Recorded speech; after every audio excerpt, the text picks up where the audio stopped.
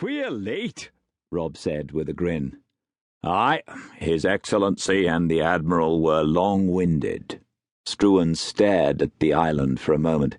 Then he motioned to the boatswain. Cast off! Go ashore, Mr. Mackay. Aye, aye, sir. At long last, Tai-Pan? Rob said. Tai-Pan was Chinese for supreme leader. In a company or army or fleet or nation, there is only one such man, he who wields the real power. Aye, Struan said. He was Tai-Pan of the noble house. Chapter 1. A pox on this stinking island, Brock said, staring around the beach and up at the mountains. The whole of China at our feet, and all we take be this barren sodding rock. He was standing on the foreshore with two of his fellow China traders. Scattered about them were other clusters of traders and officers from the expeditionary force. They were all waiting for the Royal Navy officer to begin the ceremony. An honour guard of 20 Marines was drawn up in 2 neat lines beside the flagpole, the scarlet of their uniforms a sudden splash of colour. Near them were the untidy knots of sailors who had just fought the flagpole into the stony soil. 8 bells were time to raise the flag, Brock said, his voice rasping with impatience. It be an hour past. What's God-rotting delay for?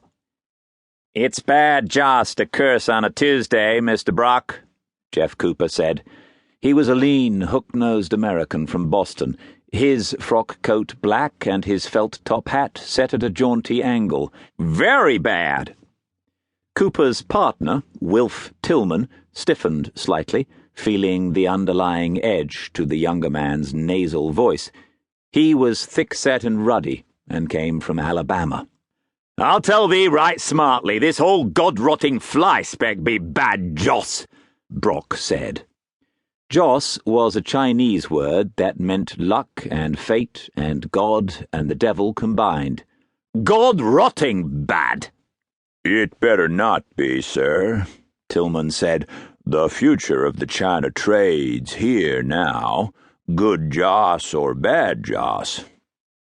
Brock stared down at him. Hong Kong's got no future. It's open ports on the China mainland we be needing, and you knowed it, by God. The harbour's the best in these waters, Cooper said. Plenty of room to careen and refit all our ships.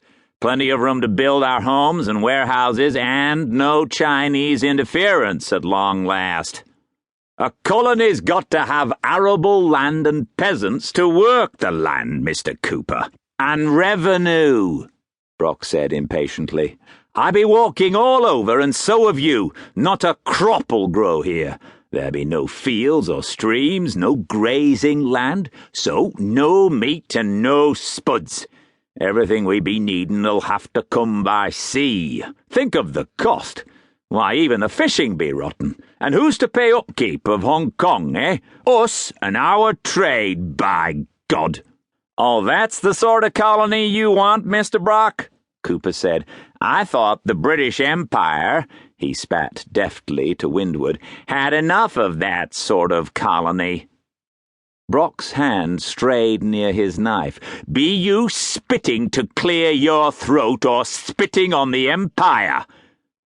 Tyler Brock was nearing 50, a big, one-eyed man as hard and as permanent as the iron he had been forced to peddle in Liverpool as a youth, and as strong and as dangerous as the fighting merchant ships he had escaped to, and at length had come to rule as head of Brock & Sons. His clothes were rich, and the knife at his belt was jewelled. His beard was greying, like his hair. It's a cold day, Mr. Brock, Tillman said quickly, inwardly angry at his young partner's loose tongue. Brock was no man to bait, and they could not afford open enmity with him yet.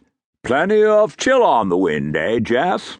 Cooper nodded briefly, but he did not take his eyes off Brock. He had no knife, but there was a derringer in his